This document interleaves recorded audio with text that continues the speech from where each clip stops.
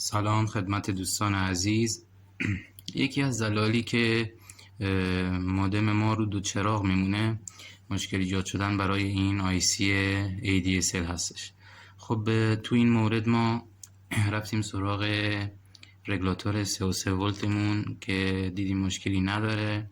بعد از اون رفتیم سراغ رگولاتور 5 ولتمون که دیدیم اینجا مشکل دار هست و مجبور شدیم خود رگولاتور 5 ولت رو از مدار خارج کنیم و دیدیم که خود رگولاتور مشکلی نداره و یکی از خازن‌های تو مسیرش به IC ADSL دچار مشکل شده بود که اونو تعویضش کردیم.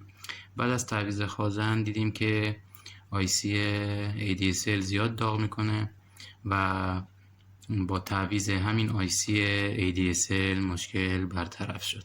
موفق باشید.